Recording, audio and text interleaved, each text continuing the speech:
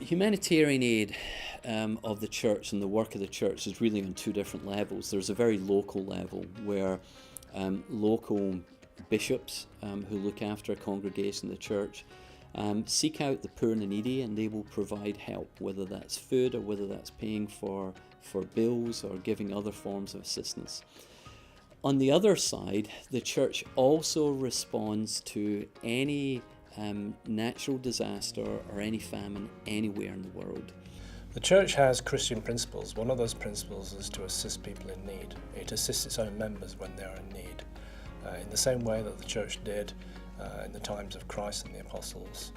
And I'm really proud that the church has a strong humanitarian aspect to it.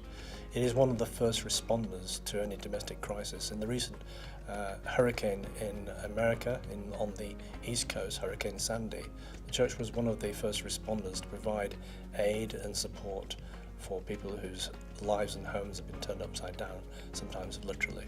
The humanitarian programs within the church are a reflection of Christ's teachings. They're varied and they're widespread.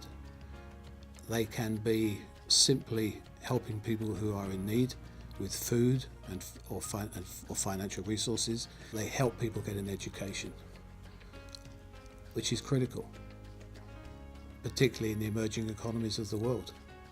The only way that people can get out of poverty is through an improved education.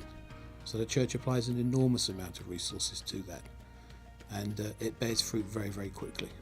The church's involvement in humanitarian aid is probably far greater than I even realise. Locally, it has even touched us because in our hospital we wanted some equipment, and so some of that humanitarian aid we applied for, and we were able to have hospital equipment. But it goes beyond just helping me in Luton. I know that they've been out in many, many countries giving vaccinations, helping people to build wells, helping people to have the skills to be able to provide for their families. So rather than just giving them food, the church has been teaching people how to produce their own food, which has far more reaching implications than us just giving them a bag of potatoes. So if they can grow their own potatoes, that's far more important.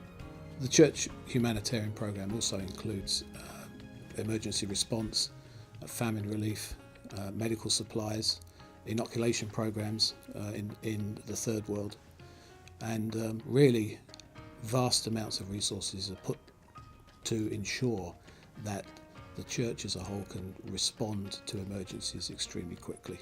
Since the church has started counting and quantifying the help that's given, it's spent more than $1.5 billion on providing aid. The church typically works with other relief agencies as the delivery agents, and doesn't really perceive the necessity to crow about it, and neither should it really.